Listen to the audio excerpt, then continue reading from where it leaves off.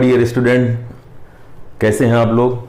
Last term पे हमने आपको इंट्रोडक्शन ऑफ ऑर्गेनिक केमिस्ट्री में थोड़ी हिस्ट्री बताई थी, आपको उनके स्ट्रक्चर को रिप्रेजेंट करने के जो तरीके हैं, बॉन्ड लाइन रिप्रेजेंटेशन था, कंडेंस फार्मूला था, आपका डैश फार्मूला था, उसके बारे में हमने डिस्कस किया।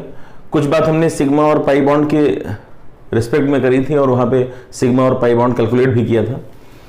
तो पिछले टॉपिक में हाइब्रिडाइजेशन हमने रोक दिया था, वो उसकी लेंथ कुछ ज़्यादा हो गई थी।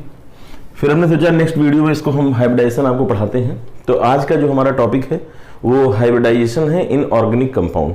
ऑर्गेनिक कंपाउंड के अंदर कैसे हम हाइब्रिडाइजेशन को कैलकुलेट करेंगे, ठीक। तो इसकी बात हम कर रहे हैं। सबसे पहले बात हम करें कार्बन की, और इनका जो एटॉमिक नंबर है वो आपको मालूम है 6 है। इनका जो इलेक्ट्रॉनिक कॉन्फ़िगरेशन है ग्राउंड स्टेट का वो 1s2, 2s2 और 2p2 है। ये ग्राउंड स्टेट का इलेक्ट्रॉनिक कॉन्फ़िगरेशन है। उस समय इनके पास 2 अनपेयर्ड इलेक्ट्रॉन है और 2 अनपेयर्ड इलेक्ट्रॉन की वजह से इन बाईवैलेंट नेचर का है। इस टाइम आपको मालूम है कार्बन मैक्सिमम 4 बॉन्ड बनाता है, टेट्रावैलेंसी है कार्बन की। इसका मतलब जब बॉन्ड बन रहा है उस टाइम इसको एनर्जी मिल जाती होगी और ये प्रमोट होकर के अपने से हायर स्टेट में आ जाएगा। और अब एक्साइटेड स्टेट में इसके पास 4 अनपेयर्ड इलेक्ट्रॉन हो गए। 4 अनपेयर्ड इलेक्ट्रॉन होने का मतलब ये है कि अब इसकी जो कोवैलेंसी है वो बढ़कर के कितनी हो गई है, 4 हो गई है। तो नंबर ऑफ अनपेयर्ड इलेक्ट्रॉन जो है यहाँ पे 4 है, तो इसकी कोवैलेंसी भी कितनी हो गई, 4। अब समस्या ये थी कि जब हम केमिकल बॉन्डिंग पढ़ते हैं और वैलेंस बॉन्ड थ्योरी को पढ़ते हैं तो वहां पे कुछ समस्या थी। एक तो वैलेंस बॉन्ड थ्योरी से हम ज्योमेट्री किसी भी स्पीसीज की नहीं बता पा रहे थे।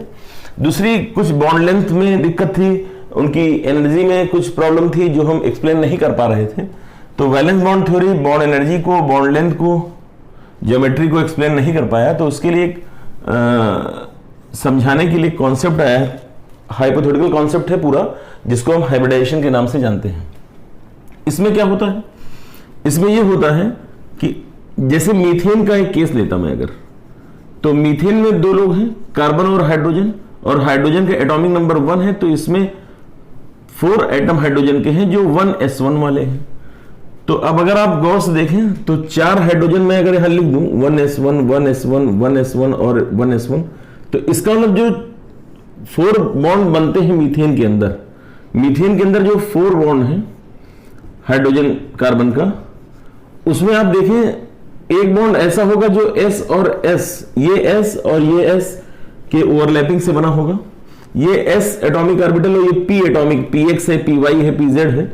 तो ये S और P, ये S और P और ये S और P के ओवरलैपिंग से बना होगा। कहने का मतलब यह है कि इसमें 3 बॉन्ड डिफरेंट होंगे और 1 बॉन्ड डिफरेंट होगा। इसका मतलब कई बातें यहां पे आपको समझनी है। एक तो इनकी एनर्जी और इनकी एनर्जी अलग होनी चाहिए, इस बॉन्ड की लेंथ और इस बॉन्ड की लेंथ अलग होनी चाहिए। ये S और S पास पास रहेंगे, इनकी बॉन्ड लेंथ कम रहेगी। ये S और P है, इसकी बॉन्ड लेंथ ज्यादा रहेगी, तो बॉन्ड लेंथ इनकी अलग होनी चाहिए। जब 2 डिफरेंट एटॉमिक ऑर्बिटल की ओवरलैपिंग से बने हैं तो इसका मतलब इनकी बॉन्ड एनर्जी और इनकी बॉन्ड एनर्जी अलग होनी चाहिए। इनके बीच का जो एंगल है, बॉन्ड एंगल, वो अलग होना चाहिए और इस बॉन्ड का बॉन्ड एंगल अलग होना चाहिए। सबका बॉन्ड एंगल अलग अलग होना चाहिए। इसका एंगल कुछ अलग होगा, इसका एंगल कुछ अलग होगा, इसकी एनर्जी कुछ अलग होगी, इसकी एनर्जी कुछ अलग होनी चाहिए। इसकी बॉन्ड लेंथ अलग होती, इसकी बॉन्ड लेंथ अलग होती। जबकि हमको मालूम है ये सारे जो बॉन्ड हैं ये इक्विवेलेंट हैं। ये सारे के सारे 4 बॉन्ड जो है यहाँ पे मीथेन के केस में वो इक्विवेलेंट है, इक्वल एनर्जी है, इक्वल लेंथ है और सबके बीच में 109 डिग्री 28 मिनट का एंगल भी है। तो इस बात को वैलेंस बॉन्ड थ्योरी एक्सप्लेन नहीं कर पाई। तो अब समझिए फिर ऐसा कैसे हो गया कि जबकि यहां पे मामला अलग अलग होना चाहिए था लेकिन एक जैसा है यहां पे। फिर क्या होता है, तो इन्होंने कहा कि हाइब्रिडाइजेशन एक हाइपोथेटिकल कॉन्सेप्ट है जिसमें कहा गया कि जो प्योर एटॉमिक ऑर्बिटल है S, P, D, ये सब एटॉमिक ऑर्बिटल है। तो ये एटॉमिक ऑर्बिटल इंटरमिक्सिंग करके नए सेट के फिर उतने ही ऑर्बिटल बनाएंगे। इसका मतलब अगर 4 एटॉमिक ऑर्बिटल हैं, कितने 4 एटॉमिक ऑर्बिटल। ये क्या करेंगे, सब इंटरमिक्सिंग करेंगे, एनर्जी आपस में मिक्स करेंगे। इनकी एनर्जी सेम है, इनकी एनर्जी डिफरेंट है, बहुत स्लाइट डिफरेंस होगा इनके बीच में। बहुत ज्यादा अगर मार्जिन है एनर्जी के बीच में तो वहां पे हाइब्रिडाइजेशन एप्लीकेबल नहीं है। हाइब्रिडाइजेशन सिर्फ सिमिलर एनर्जी वाले या थोड़ा सा बिल्कुल स्लाइट डिफरेंट होना चाहिए। अगर उनके बीच में बहुत थोड़ा एनर्जी का डिफरेंस है तो वहां पे हाइब्रिडाइजेशन का फिनोमेनन आपको देखने को मिलेगा। ये इंटरमिक्सिंग के बाद 4 न्यू सेट ऑफ ऑर्बिटल आपको मिल जाएंगे और इन नए वाले ऑर्बिटल्स को हम हाइब्रिड ऑर्बिटल बोलेंगे। क्या बोलेंगे इसको, हाइब्रिड ऑर्बिटल। इसका मतलब हाइब्रिड ऑर्बिटल के नंबर कितने होंगे, तो बस सिंपल सा केस है, नंबर ऑफ एटॉमिक ऑर्बिटल, जितने एटॉमिक ऑर्बिटल इंटरमिक्स हुए हैं, नंबर ऑफ हाइब्रिड ऑर्बिटल, उतने ही हाइब्रिड ऑर्बिटल का फॉर्मेशन आपको करना है। अगर 2 एटॉमिक ऑर्बिटल इंटरमिक्स करके हाइब्रिडाइजेशन करके नया ऑर्बिटल बनाते हैं तो 2 ही हाइब्रिड ऑर्बिटल बनेंगे। 3 एटॉमिक ऑर्बिटल अगर हैं वहां पे तो 3 हाइब्रिड ऑर्बिटल बनेंगे। अगर 4 एटॉमिक ऑर्बिटल इंटरमिक्स करके नए हाइब्रिड ऑर्बिटल बनाएंगे तो 4 बनाएंगे वहां पे। एक और बात, इस केस में वैलेंस बॉन्ड थ्योरी में आपको पता है कि अनपेयर्ड एटॉमिक ऑर्बिटल की ओवरलैपिंग से बॉन्डिंग होती थी। यहां पे आप इस बात को समझिए कि हाइब्रिडाइजेशन का जो फिनोमेनन है, मतलब जो इंटरमिक्सिंग है, किस टाइप के ऑर्बिटल वहां पे पार्टिसिपेट करेंगे। एक तो वैकेंट ऑर्बिटल होगा तब भी चलेगा, दूसरा अनपेयर्ड ऑर्बिटल होगा वो भी हाइब्रिडाइजेशन में पार्टिसिपेट करेगा, तीसरा अगर वो फुलफिल्ड होगा, मतलब एक तो एम्प्टी हो, बिल्कुल खाली हो, एक पूरा भरा हो, दोनों इलेक्ट्रॉन हो एक ऑर्बिटल के अंदर और ये अनपेयर्ड हो, हर टाइप के ऑर्बिटल यहां पे चलेंगे और उनकी इंटरमिक्सिंग करके नए सेट के एटॉमिक ऑर्बिटल का फॉर्मेशन होगा। इनकी एनर्जी में एस और पी की एनर्जी में स्लाइट डिफरेंस है एनर्जी में, लेकिन यहां पे जो 4 सेट बने हैं हाइब्रिड ऑर्बिटल के, इनकी एनर्जी, इनका साइज वो क्या होगा, सेम होगा। अब इनकी सबकी एनर्जी सेम है, इसका मतलब अगर आप देखें तो S, P X, P Y, P Z कितने लोग यहां पे पार्टिसिपेट कर रहे हैं, मैं यहां पे लिख रहा हूं। ये हो गया आपका एस, ये हो गया आपका 2px, ये 2s हो गया, इसको आप y मान लो, 2py हो गया, ये 2pz मान लो, और ये चारों एटॉमिक ऑर्बिटल इंटरमिक्स के बाद आफ्टर इंटरमिक्सिंग कितने ऑर्बिटल बनाएंगे, 4 ऑर्बिटल बनाएंगे, 4 हाइब्रिड ऑर्बिटल बनाएंगे, 4 हाइब्रिड ऑर्बिटल का फॉर्मेशन होगा, जिनका शेप एक जैसा होगा लेकिन उनका ओरिएंटेशन अलग अलग होगा। और इस केस में इन चारों ऑर्बिटल के बीच में 109 डिग्री और 28 मिनट का डिफरेंस होगा, मतलब इतनी इतनी दूर पर एडजस्ट होंगे ताकि उनके बीच में सबसे कम रिपल्सन हो।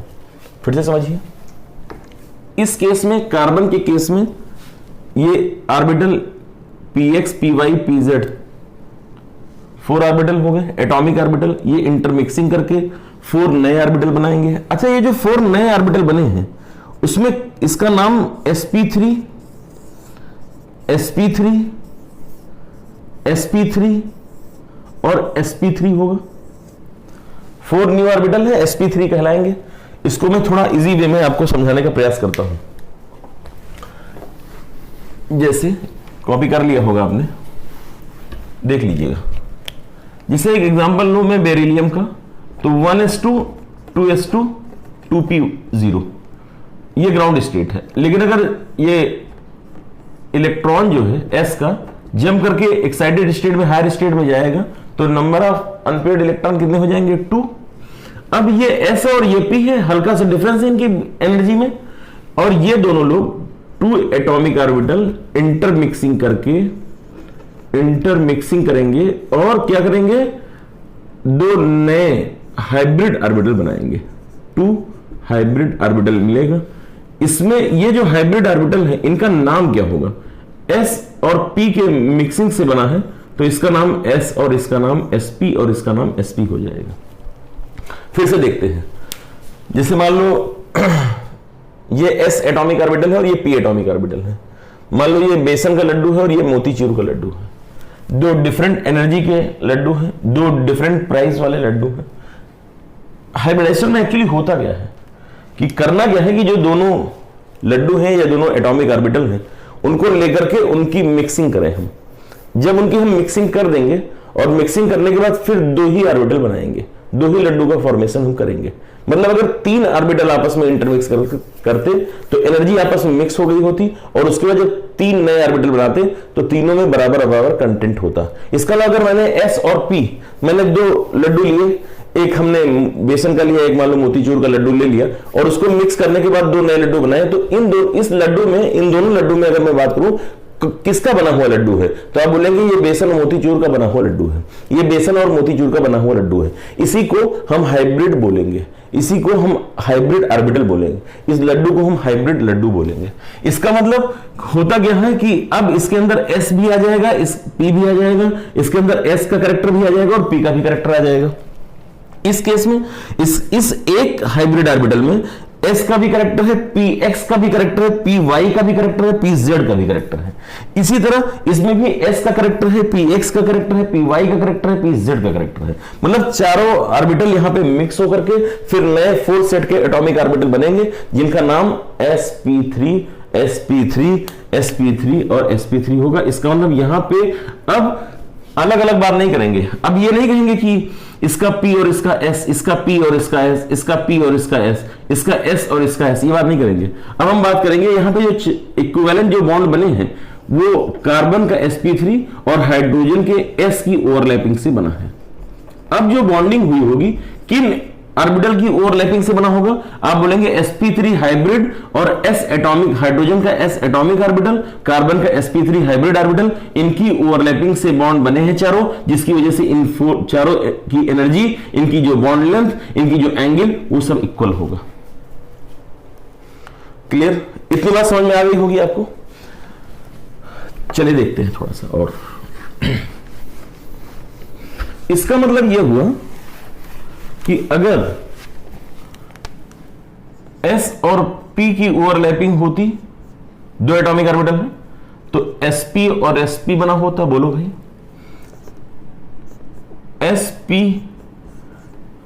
अब इसमें क्या है कि ये x y z कोई भी हो सकता है, इसमें भी x y z में दोनों में से कोई हो सकता है। sp2 sp2 3 एटॉमिक ऑर्बिटल थे। कितने एटॉमिक ऑर्बिटल थे? 3। तो तीनों लोग मिलकर के 3 हाइब्रिड ऑर्बिटल बनाएंगे नए सेट के sp2। अब इस केस में मैं लिख सकता हूं कि तीनों होंगे, यहां पे x भी होगा, y भी होगा और z भी होगा। लेकिन यहां पे x y z में दोनों, तीनों में से कोई दो ले सकते हैं, इसमें कोई एक ले सकते हैं हम। तो 4 नए सेट के एटॉमिक ऑर्बिटल हाइब्रिड ऑर्बिटल बनेंगे जिनका नाम sp3 sp3 और sp3 होगा। यहां तक बात समझ में आ रही है आपको? तो इसका मतलब अगर इंटरमिक्सिंग दो एटॉमिक ऑर्बिटल की है तो उसको बोलेंगे, जो हाइब्रिडाइजेशन होगा वो sp होगा। अगर वहां पे 3 एटॉमिक ऑर्बिटल ओवरलैप करेंगे, उनकी इंटरमिक्सिंग करेंगे, तो एनर्जी के बाद, मतलब इंटरमिक्सिंग के बाद वो जो नए एटॉमिक हाइब्रिड ऑर्बिटल सारी बनेंगे उनको हम sp3 sp2 और sp2 बोलेंगे। अब जरा एक और बात कर लेते हैं, परसेंटेज ऑफ s और परसेंटेज ऑफ p, इनकी भी थोड़ी बात कर लेता हूं। उससे हमको कुछ बेनिफिट मिलेगा बॉन्ड लेंथ के बारे में, बॉन्ड एनर्जी के बारे में, बॉन्ड एंगल के बारे में। इतनी बात हमको थोड़ा समझ में आ जाएगी यहां पे। अब इसके अंदर टोटल कितने ऑर्बिटल हैं? 2। तो टोटल ऑर्बिटल हो गए 2। इसमें s कितना है? 1। और परसेंटेज आपको निकालना है, इनटू 100 कर दिया तो 50% आ गया। इस केस में 50% है। और P भी कितना आ जाएगा बेटा? 50% ही आ जाएगा, 1/2 इंटू 100। इस केस में जरा देखो S का परसेंटेज, टोटल ऑर्बिटल कितने बेटा? 3। एक S का, 2 P का, और S कितना है? 1 इंटू 100, तो ये आ जाएगा 33.33%। जरा इसको देखें P में, P के टोटल कितने ऑर्बिटल हैं? 2, और टोटल कितने ऑर्बिटल हैं? 3। तो ये इंटू 100, तो ये आ जाएगा आपका 66.66% आ जाएगा आपका। इधर देख ले बेटा, टोटल ऑर्बिटल कितने हैं? 4। एक S का, 3 P का, 4, उसमें S कितना है? 1, 100 25% एस करेक्टर आ जाएगा और 3/4 इंटू 100 75% हमारा पी करेक्टर आ जाएगा। समझ में आ रहा है आपको? अगर कभी कोई पूछ ले कि percentage of px in sp3 तो आप क्या कहेंगे? टोटल ऑर्बिटल कितने है बेटा? 4। और sp3 में p कितना है? p तो 3 है, लेकिन x 3 इसमें px तो एक ही है ना, तो 1/4 इंटू 100 तो आ जाएगा 25%। तो ये 25% s करेक्टर है, टोटल p करेक्टर 75% है, लेकिन उसमें px का परसेंटेज कितना है? 25, y का परसेंटेज कितना है? 25, z का परसेंटेज कितना है? 25। अब जरा हम s की बात करते हैं। परसेंटेज ऑफ s अगर इंक्रीज कर जाए, s का परसेंटेज आप देखें लगातार इंक्रीज कर रहा है। sp3 में 25%, 33% इसमें sp2 में और sp में 50%। s का परसेंटेज अगर बढ़ता है तो मैं थोड़ी सी बात और यहां पे कर लेता हूं। sp के केस में जो इनकी ज्योमेट्री होती है वो बेटा लीनियर होती है। sp2 के केस में इनकी जो ज्योमेट्री होती है वो ट्रायगोनल होती है, ट्रायगोनल प्लेनर होती है। और sp3 के केस में इनकी जो ज्योमेट्री होती है वो टेट्राहेड्रल होती है। तब उनके बीच में जो एंगल होता है 180 डिग्री होता है, इनके बीच में 120 डिग्री होता है, और यहां पे 109 डिग्री 28 मिनट का होता है, ठीक, या 109.5 डिग्री का होता है। तो s का परसेंटेज देखो यहां पे 50% है, यहां पे जरा देखो s का परसेंटेज 33% अबाउट, यहां पे sp 25%। s का परसेंटेज बढ़ता है तो बॉन्ड एंगल क्या हो रहा है? बढ़ रहा है। तो जैसे जैसे परसेंटेज ऑफ s इंक्रीज करेगा उनके बीच की बॉन्ड लेंथ भी इंक्रीज करेगी, सॉरी बॉन्ड एंगल इंक्रीज करेगी। दूसरी बात, s 50% है और s छोटा होता है, इसमें 25% है, s तो सब में है s, लेकिन इसमें करेक्टर 50% है, s छोटा है, इसका मतलब अब बॉन्ड लेंथ क्या हो जाएगी? डिक्रीज कर जाएगी। तो s का परसेंटेज जैसे जैसे बढ़ेगा उनकी जो बॉन्ड लेंथ होगी, बॉन्ड लेंथ क्या होगी? वो डिक्रीज कर जाएगी। s है छोटा स्मॉल साइज में, तो जब स्मॉल साइज में है तो इसका मतलब दोनों की न्यूक्लियस की जो डिस्टेंस है वो कम हो जाएगी, तो बॉन्ड लेंथ डिक्रीज कर जाएगी। और दोनों ऑर्बिटल जब पास पास आ जाएंगे तो उनकी जो स्ट्रेंथ होगी, उनकी जो एनर्जी होगी वो इंक्रीज कर जाएगी। तो s का परसेंटेज बढ़ता है, बॉन्ड एंगल भी इंक्रीज कर जाता है और उनकी बॉन्ड एनर्जी भी इंक्रीज कर जाती है। बॉन्ड एनर्जी इंक्रीज करेगी, इसका मतलब बॉन्ड की स्टेबिलिटी इंक्रीज कर जाएगी, बॉन्ड स्ट्रेंथ इंक्रीज कर जाएगा, बॉन्ड लेंथ उसका डिक्रीज कर जाएगा।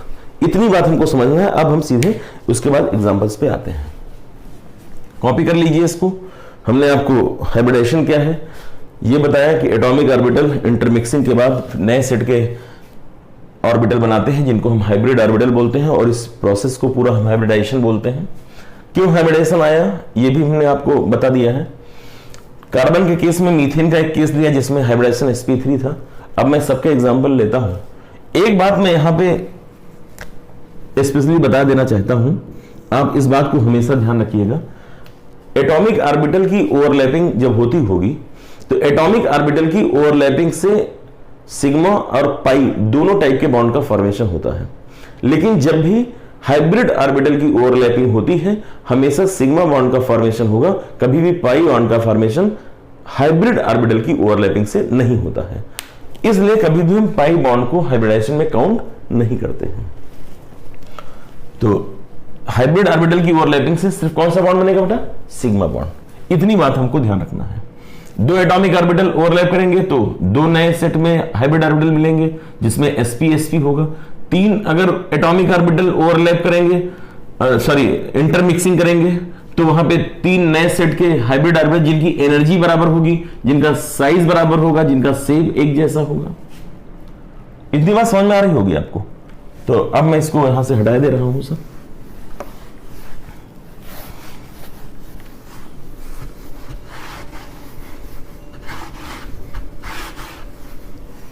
चलो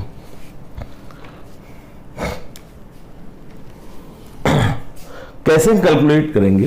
तो कैलकुलेशन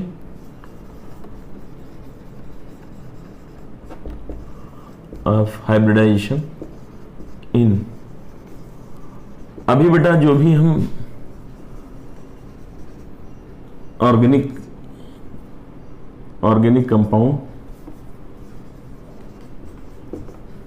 कंपाउंड में हम हाइब्रिडाइजेशन को कैसे कैलकुलेट करेंगे, ये बहुत बड़ा टॉपिक है। हाइब्रिडाइजेशन जो केमिकल बॉन्डिंग में पढ़ाया जाता है, इस टाइम हम सिर्फ आपसे उतनी ही बात किए हैं जितना कार्बन के रिस्पेक्ट में आपको जरूरत है। अब जरा देखते हैं कैसे कैलकुलेट करेंगे।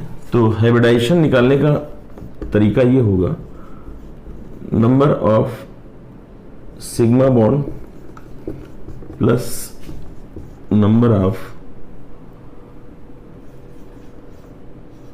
Localised lone pair.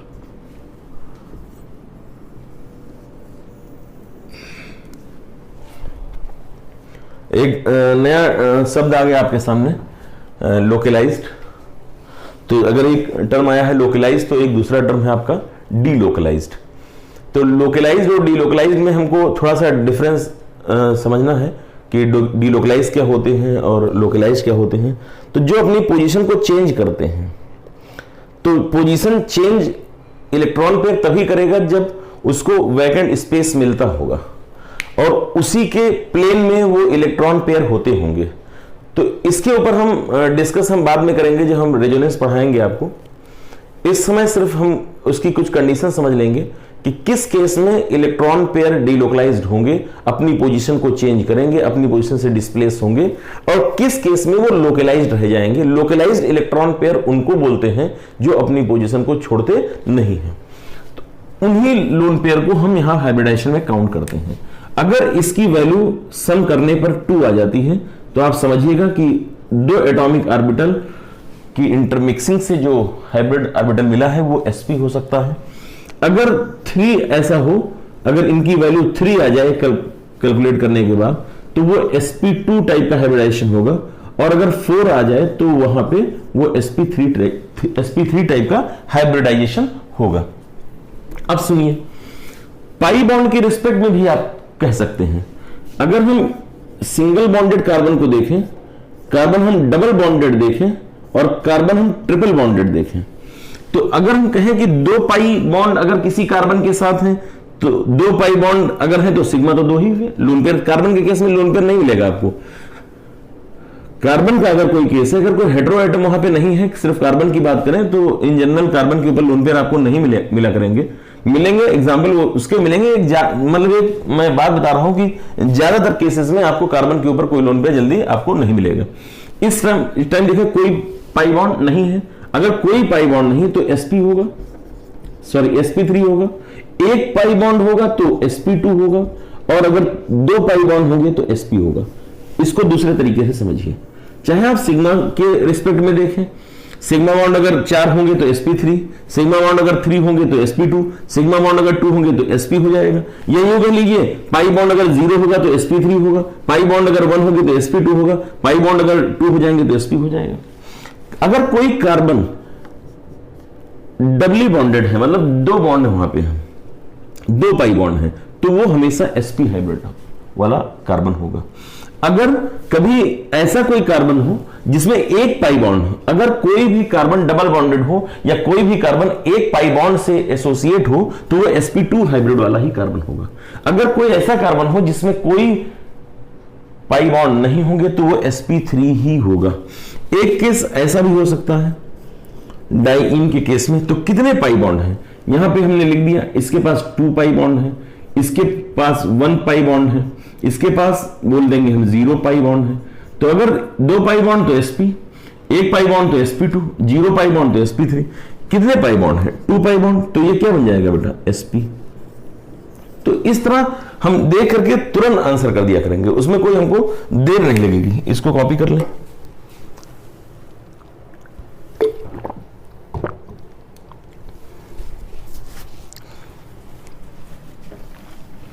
हटा है इसको।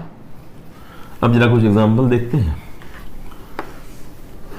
तो और एग्जाम्पल के साथ ही इसको खत्म कर रहे हैं।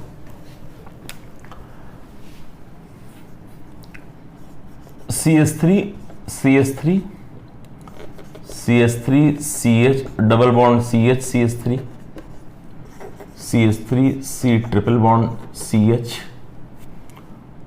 CH3 C H2 C double bond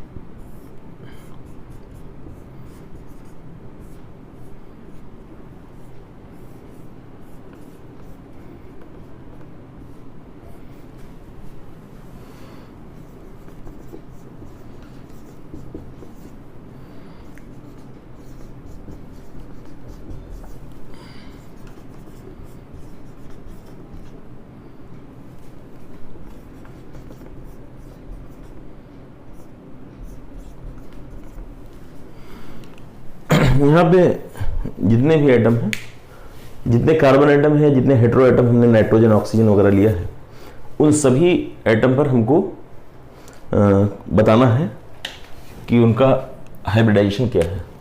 अगर कोई एटम sp हाइब्रिडाइज होगा तो वो लीनियर ज्योमेट्री वाला होगा, अगर sp2 हाइब्रिडाइजेशन वाला होगा तो वो ट्राइगोनल प्लेनर होगा, और sp3 होगा तो टेट्राहेड्रल होगा, और टेट्राहेड्रल जो होते हैं वो नॉन प्लेनर होते हैं।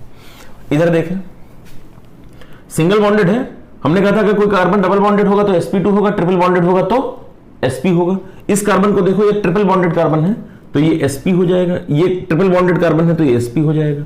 आप दूसरे तरीके से समझें, यहां एक सिग्मा बॉन्ड ये और एक सिग्मा बॉन्ड ये, अगर दो सिग्मा बॉन्ड है तो sp होता है, तीन सिग्मा बॉन्ड हो तो sp2 होता है, चार सिग्मा बॉन्ड हो तो sp3 होता है। इसका मतलब चाहे आप सिग्मा बॉन्ड से निकाल लें, चाहे पाई बॉन्ड से समझ निकाल लें, इजी बैठेगा। अगर आपने देखा कि ये कार्बन डबल बॉन्डेड वाला कार्बन है, एक पाई बॉन्ड वाले कार्बन है तो ये sp2 हो जाएगा, ये भी एक कार्बन डबल बॉन्ड वाला है तो ये भी sp2 हो जाएगा। सिंगल बॉन्ड वाले जितने होते हैं वो sp3 होते हैं, ये sp3 हो जाएगा आपका। ये कार्बन सिंगल बॉन्डेड है, sp3 हो जाएगा, ये भी कैसा हो जाएगा बेटा, sp3 का। बोलो यार जरा देखो इधर, ये कार्बन वाला सिंगल बॉन्डेड है, तीन हाइड्रोजन वाले सिग्मा बॉन्ड और एक ये सिग्मा बॉन्ड, तो इसका मतलब ये sp3 हो जाएगा। इस कार्बन को देखो डबल बॉन्डेड है कि नहीं है, इस कार्बन में कितने पाई बॉन्ड है, एक पाई बॉन्ड है, ये कितने सिग्मा बॉन्ड है, एक दो और हाइड्रोजन वाला तीन सिग्मा बॉन्ड, तो ये हो जाएगा sp2। इस केस को भी अलग से हमने बताया था कि अगर कोई कार्बन दो डबल बॉन्ड मतलब दो पाई बॉन्ड होंगे तो वो sp बनता है, और इस केस में देखो दो हाइड्रोजन के सिग्मा बॉन्ड हो गए और एक ये सिग्मा बॉन्ड हो गया तो sp2 बन जाएगा। ये यूं कह लीजिए, अगर कोई कार्बन डबल बॉन्डेड है, एक पाई बॉन्ड वाला है, तो वो sp2 हो जाएगा। समझ में आ रहा है आपको? इधर देखें, कॉर्नर वाले तो सब sp3 है, ये sp3 बोलो है कि नहीं भाई, sp3 है, सब चार इसमें सिग्मा बॉन्ड, 4 सिग्मा बॉन्ड, यहां पे भी 4 सिग्मा बॉन्ड है। अब जरा इस केस को देखो, CH3 नोट कर चुके हैं, ये हाइड्रोजन और ये प्लस चार्ज, टोटल कितने सिग्मा बॉन्ड है बेटा, 3। अगर 3 सिग्मा बॉन्ड है तो इसका मतलब क्या बन जाएगा, sp2। आगे हम बताएंगे, अगर कार्बन कोई जो कार्बन है पॉजिटिवली चार्ज है, उसको हम कार्बोकैटायन बोलते हैं, तो ये sp2 है। लेकिन इसके बगल में भी आपके सामने कार्बोकैटायन दिखाई दे रहा है, अलग अलग आपको देखना है। ये कार्बन डबल बॉन्डेड वाला कार्बन है कि नहीं, बोलो। ये के लिए नंबर ऑफ सिग्मा बॉन्ड कितने हैं, 2 हाइड्रोजन की वजह से और एक कार्बन कार्बन के बीच, इसका मतलब sp2 ये हो जाएगा। आप देख लो, यही केस दिखा हुआ, एक सिग्मा बॉन्ड एक सिग्मा बॉन्ड, पॉजिटिव का तो कोई मतलब नहीं, वो तो वैकेंट ऑर्बिटल है। एक सिग्मा बॉन्ड कितने सिग्मा बॉन्ड, 2 सिग्मा बॉन्ड हो गए, तो ये कार्बन कैसा हो जाएगा आपका, sp। ठीक है भैया। इस केस में जरा देखें, ये तो sp3 हो जाएगा, क्यों, इसको देखो, एक तो हाइड्रोजन हो गया, और निगेटिव चार्ज का मतलब थोड़ा समझिए, कार्बन है और 4 कोवेलेंट बॉन्ड बनाया है इसने, 3 बॉन्ड तो जुड़े हुए हैं, एक कार्बन का, एक कार्बन का और एक H का, एक बॉन्ड कहीं ब्रेक हुआ होगा, मतलब इस टाइप से ब्रेक हुआ होगा कि ये दोनों इलेक्ट्रॉन किसके पास आ गए होंगे, कार्बन के पास, तभी तो नेगेटिव चार्ज आया है। नहीं समझे, अगर ये किसी एक्स के साथ मान लो अटैच होता और इसकी इलेक्ट्रोनेगेटिविटी कार्बन से ज्यादा होती, तो ये एक्स का इलेक्ट्रॉन है, ये और ये कार्बन का इलेक्ट्रॉन है, तो ये कार्बन के इलेक्ट्रॉन को अगर ले गया होता तो इसके ऊपर चार्ज कैसा आता, पॉजिटिव। तो अब इलेक्ट्रॉन तो 3 है ना, 3 यहां पे सिग्मा बॉन्ड है और ये sp2 हो जाता। फिर से देखें, लेकिन अब की बार ऐसा केस है कि बॉन्ड इस टाइप से ब्रेक हुआ है कि कार्बन का इलेक्ट्रॉन तो कार्बन के पास है, कार्बन जिसके साथ अटैच था उसके भी इलेक्ट्रॉन को अपने पास ले आया है। तो इसका मतलब इस टाइम इसके पास कितने इलेक्ट्रॉन है, 2, एक पेयर इलेक्ट्रॉन है। तो इसका मतलब लोन पेयर, एक पेयर लोन पेयर हो गया और 3 आपके सिग्मा बॉन्ड हो गए, जिनको हम बॉन्ड पेयर बोलते हैं। अभी हम सिग्मा बॉन्ड की बात करेंगे खाली, ये सिग्मा बॉन्ड, एक सिग्मा बॉन्ड, एक सिग्मा, 3 सिग्मा बॉन्ड और एक लोन पेयर। तो इस केस में इसका जो हाइब्रिडाइजेशन आएगा वो क्या आएगा सर, sp3। क्या आएगा, sp3। आपको पता है कि इसको बोलते हैं कार्बोकेटायन, इसको बोलते हैं कार्बोकेटायन और इसको बोलते हैं कार्बेनायन। तो इस केस में हमने देखा कि कार्बोनायन का जो ऐसा कोई फिक्स नहीं कि कार्बोकेटायन का sp2 ही होता है। ये देखो कार्बोकेटायन आपका sp है, बात समझ में आ रही है आपको, यहां पे sp है sp2, तो ये याद नहीं करना रट ही ले हम कि रट लें कार्बोकेटायन का sp2, कार्बोकेटायन का sp2, कार्बोनायन का sp3, ऐसा कोई जरूरी नहीं है। अभी हम इसका भी केस और ले लेते हैं। इसको जरा देखिए बेटा, 2 हाइड्रोजन ये हो गए और एक free unpaired electron. Unpaired electron को आपको जब कैलकुलेशन चलेगा तो आप कैलकुलेट नहीं करेंगे उसको आपको कहीं फार्मूले में ऐड नहीं करना है। इसका मतलब लोन पेयर होता तो हम देखते, लोन पेयर है, अनपेयर्ड इलेक्ट्रॉन है, इसका मतलब यहां पे नंबर ऑफ सिग्मा बॉन्ड कितने हो गए, नंबर ऑफ सिग्मा बॉन्ड कितना हो जाएगा बेटा, 3, 1 2 3। तो इसका मतलब इसका हाइब्रिडाइजेशन क्या हो जाएगा, sp2। इसको फ्री रेडिकल बोलते हैं। फ्री रेडिकल का केस था, sp2 हमने लिख दिया। कोई दिक्कत हो, कार्बन अगर सब 4 सिग्मा बॉन्ड है sp3, अगर 3 सिग्मा बॉन्ड है sp2 और 2 सिग्मा बॉन्ड है तो sp। Triple bonded carbon sp होता है, डबल बॉन्डेड कार्बन sp2 होता है, सिंगल बॉन्डेड कार्बन sp3 होता है। हर तरह से हमने आपको बता दिया है, इस केस को भी लेकर के बता दिया है, कार्बोडायन फ्री रेडिकल। आगे चल करके इनके ऊपर हम और ज्यादा बातचीत करेंगे जब हम रिएजेंट के बारे में डिस्कस करेंगे। तो हमने थोड़ी थोड़ी आउटलाइन यहाँ पे ले ली है ताकि आपको कोई क्वेश्चन बीच में आता है तो आपको कोई दिक्कत ना हो। मैं इसको हटा रहा हूं। अब जरा देखें इन केसों में, ये बेटा बेंजीन है और ये कार्बन डबल बॉन्डेड है, ये कार्बन डबल बॉन्डेड है, ये कार्बन भी डबल बॉन्डेड है यार, ये कार्बन भी डबल बॉन्डेड है, ये भी डबल बॉन्डेड। इसका मतलब एक सिग्मा, 2 सिग्मा और एक हाइड्रोजन वाला सिग्मा, 3 सिग्मा बॉन्ड है ना। तो 3 सिग्मा बॉन्ड का मतलब sp2, या एक डबल बॉन्ड है तो sp2। तो यहां पे ये sp2 हो जाएगा, ये हमारा sp2 हो जाएगा, ये हमारा sp2 हो जाएगा। इसका मतलब 6 कार्बन है और ये 6 कार्बन कैसे हो जाएंगे, sp2 ट्रायगोनल प्लेनर, आइडेंटिकल है सारे के सारे कार्बन। बेंजीन के केस में ये ट्रायगोनल प्लेनर हो जाएंगे आपके। इस केस में देखो डबल बॉन्डेड है कि नहीं, बोलो ये डबल बॉन्डेड है, ये डबल बॉन्डेड है, ये डबल बॉन्डेड है, ये डबल बॉन्डेड है, ठीक है भैया। इसका मतलब ये sp2 sp2 sp2 ये सारे sp2 हो जाएंगे, ये भी sp2 हो जाएगा, ये भी sp2 हो जाएगा, ये भी sp2 हो जाएगा, ये भी sp2 हो जाएगा। डबल बॉन्डेड है कि नहीं, sp2 हो जाएगा, ये भी sp2 हो जाएगा, ये भी हमारा sp2 हो जाएगा, ये भी हमारा sp2 हो जाएगा। इसको कार्बन डबल बॉन्डेड है sp2 हो जाएगा, ये डबल बॉन्डेड है sp2 हो जाएगा, ये डबल बॉन्डेड है sp2 हो जाएगा, ये डबल बॉन्डेड है sp2 हो जाएगा। अब जरा देखें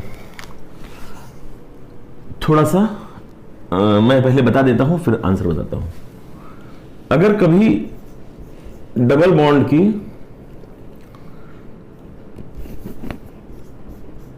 अल्टरनेट पोजीशन पे लोन पेयर आ जाए, यहां पे तो 3 लोन पेयर हमने दिखा दिए हैं, इस बात को ध्यान रखेंगे आप।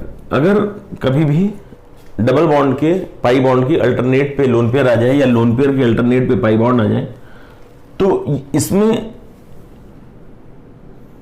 ये सिग्मा बॉन्ड है, ये पाई बॉन्ड है। तो मान लो ये न्यूक्लियर एक्सिस के अलॉन्ग बॉन्ड बना है, ये सिग्मा बॉन्ड है, और ये जो है हमारा पाई बॉन्ड है मान लो इस प्लेन में, ठीक। इन तीनों में जब ये रोटेट कर रहा होगा, ये जो सिग्मा बॉन्ड होता है, ये फ्री रोटेशन हो गया यहां। तो जो लोन पेयर इस प्लेन के पैरेलल बैठेगा, इसके जो पैरेलल आ जाएगा, मतलब इसके प्लेन में, इन तीनों में, तीनों इसकी प्लेन में नहीं होंगे, कोई जो इसकी प्लेन में होगा वो डीलोकलाइज होने लगेगा। मतलब डीलोकलाइजेशन जो इलेक्ट्रॉन का होता है वो प्लेनर मॉलिक्यूल में होता है, नॉन प्लेनर मॉलिक्यूल में कभी भी इलेक्ट्रॉन पेयर डीलोकलाइज नहीं होंगे। इसका मतलब इन तीनों पेयर में एक पेयर, जैसे ही एक पेयर कोई इसके प्लेन में आएगा, मतलब इसके पैरेलल हो जाएगा, वो डीलोकलाइज होने, मतलब एट ए टाइम कोई एक ही लोन पेयर डीलोकलाइज होगा, कोई एक ही लोन पेयर डीलोकलाइज होगा, और बाकी वाले जो होंगे वो लोकलाइज हो जाएंगे, मतलब वो रहेंगे वहीं पे। इसका मतलब अगर किसी एटम के पास दो लोन पेयर हैं और उसकी अल्टरनेट पोजीशन पे पाई बॉन्ड है, तो इन दोनों में दोनों लोग कॉन्जुगेट सिस्टम में या डीलोकलाइजेशन का हिस्सा नहीं बनेंगे एट ए टाइम। जब कोई एक डीलोकलाइज होगा तो एक लोकलाइज ही होगा। इसका मतलब अगर यहां पे हम सिग्मा बॉन्ड देखें इस ऑक्सीजन से, तो दो सिग्मा बॉन्ड और एक लोन पेयर यहां पे कैलकुलेट करेंगे। इसका मतलब ये वैल्यू आएगी 3 और आंसर आ जाएगा हमारा sp2। समझ में आया? हमारा कहने का मतलब है दोनों लोन पेयर में एक लोन पेयर जो इसकी प्लेन में होगा, जो इसके पैरेलल होगा, वो डीलोकलाइजेशन का हिस्सा बनेगा, और जो उस प्लेन के बाहर होगा वो लोकलाइज्ड कहलाएगा, और लोकलाइज्ड इलेक्ट्रॉन पेयर को हम हाइब्रिडाइजेशन में काउंट कर लेंगे। sp2 आ गया।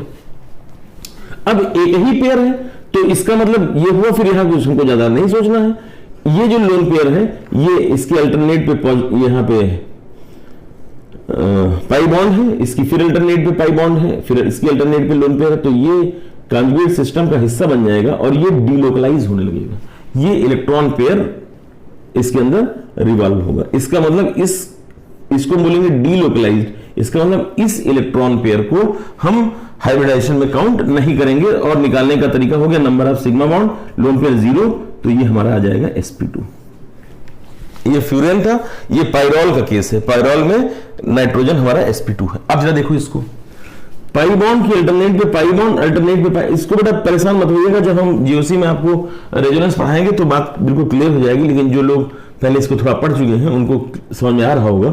तो ये जो इलेक्ट्रॉन पेयर है ये आउटसाइड प्लेन है, इसकी अल्टरनेट पे ये, इसकी अल्टरनेट पे ये, तो यही रिवॉल्व कर रहे हैं, ये लोकलाइज्ड है हमारा, और इसको हम काउंट करेंगे तो 1 sigma bond 2 sigma bond. Hybridisation निकालने का तरीका 2 सिग्मा बॉन्ड 1 लोन पेयर 3 आ जाएगा, और प्रीडीन के केस में भी नाइट्रोजन sp2, तो नाइट्रोजन प्रीडीन में भी sp2, पायरॉल में भी sp2, और फ्यूरेन में ऑक्सीजन भी हमारा sp2 हो जाएगा। ठीक भैया? तो यहां तक कोई दिक्कत अगर नहीं हुई हो तो एक एग्जांपल और ले लेता हूं और फिर इसको मैं फिनिश कर रहा हूं। जैसे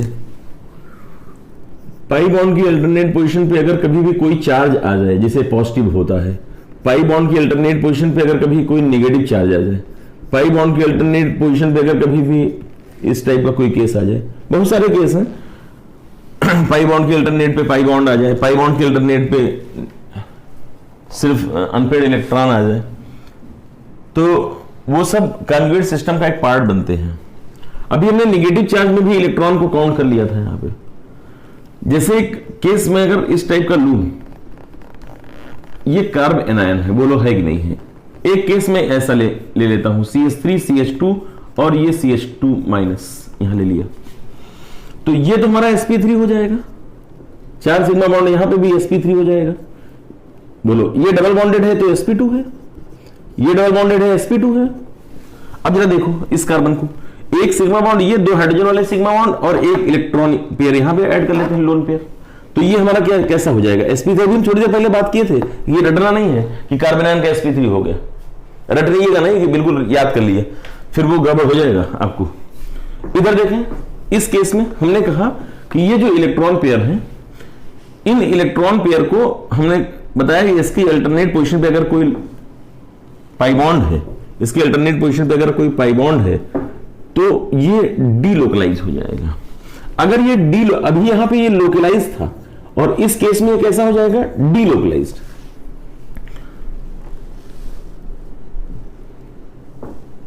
अगर लोन पेयर ऐसे होता तो इस लोन पेयर को हम काउंट कर लेते, लेकिन इस लोन पेयर की अल्टरनेट पे यहाँ पे 5 बॉन्ड आ गया तो इसको हम काउंट नहीं करेंगे। और अगर 2 लोन पेयर होता तो एक को काउंट करते, एक को ना करते। 3 लोन पेयर होते तो एक को काउंट ना करते, 2 को हम काउंट कर लेते। अभी हमने पूरी बात इतनी आपको बता दी है, ठीक।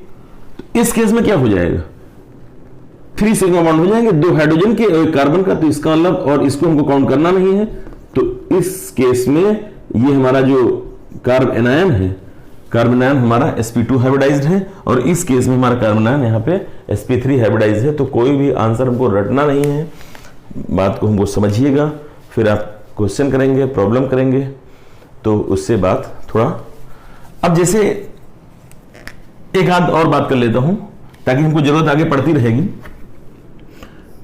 जैसे ये ट्रिपल बॉन्ड है और इसके साथ हाइड्रोजन अटैच है, ये डबल बॉन्डेड है और इसके साथ हाइड्रोजन अटैच है, और ये सिंगल बॉन्डेड वाला है, ये हमारा sp3 हो गया, ये आप जानते हो sp हो गया, और ये हमारा sp2 हो गया। बोलो, और हमने बताया कि s का परसेंटेज 50 है, यहां पे 33% है और यहां पे 25% है। s का परसेंटेज बढ़ जाएगा तो बॉन्ड की लेंथ क्या हो जाएगी, कम हो जाएगी। ये होता है आपको, ये बॉन्ड लेंथ घट जाएगी, s का साइज छोटा होता है, परसेंटेज बढ़ गया, साइज s का है छोटा तो लेंथ क्या हो जाएगी, छोटी। इसका मतलब अगर इस कार्बन हाइड्रोजन की बात करें तो इनकी बॉन्ड लेंथ कम होगी, उससे कुछ ज्यादा होगी और इसकी सबसे ज्यादा होगी। बात समझ आ रही है आपको? इसका मतलब अगर हम कार्बन कार्बन की बात करें, इनकी भी बात कर लें, तो इनकी बॉन्ड लेंथ में sp है तो कार्बन कार्बन इनकी बॉन्ड लेंथ कम होगी, इनकी बॉन्ड लेंथ उससे ज्यादा होगी और इनकी बॉन्ड लेंथ और ज्यादा होगी। हम इसके बारे में आगे डिस्कस करेंगे। एक बात और, अगर s का परसेंटेज बढ़ जाता है तो उस केस में उस एटम की इलेक्ट्रोनेगेटिविटी भी इंक्रीज कर जाती है, इलेक्ट्रोनेगेटिविटी भी इंक्रीज कर जाती है। इस केस में कार्बन, ये कार्बन सारे कार्बन है लेकिन सारे डिफरेंट इलेक्ट्रोनेगेटिविटी के कार्बन है। यहां पे s का जो परसेंटेज है वो 25% है, यहां पे s का परसेंटेज कितना है 25%, यहां पे है 33% और यहां पे कितना है 50%। तो 50% ये कार्बन है हमारा s कैरेक्टर लिए हुए, ये कार्बन सबसे ज्यादा इलेक्ट्रोनेगेटिव है, ये उससे कम इलेक्ट्रोनेगेटिव है और ये और कम। इसकी 2.48 के करीब करीब इलेक्ट्रोनेगेटिविटी पाउलिंग स्केल में है, 2.75 के करीब करीब है इसकी, और 3.25 के आसपास इसकी इलेक्ट्रोनेगेटिविटी है पाउलिंग स्केल पे। तो आज यहीं तक, उसके बाद नेक्स्ट टॉपिक हमने ज्यादा इसको इसी में और टॉपिक को नहीं ऐड किया है।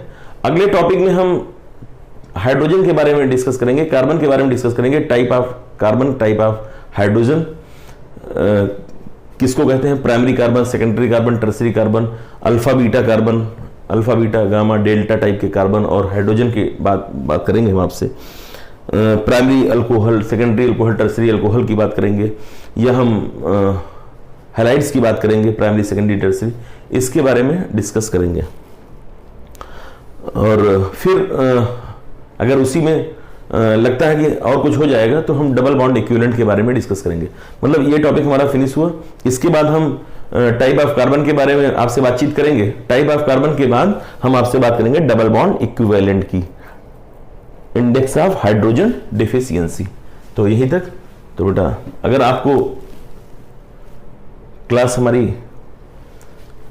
पसंद आई है तो आप लोगों को बताएं, अपने दोस्तों को ऐड करें, शेयर करें, ताकि हम आपके लिए ज़्यादा से ज़्यादा वीडियो बना सकें, जल्दी जल्दी बना सकें, ताकि आपका ज़्यादा से ज़्यादा बेनिफिट हो सके। ठीक बेटा, आज यही तक। Thank you.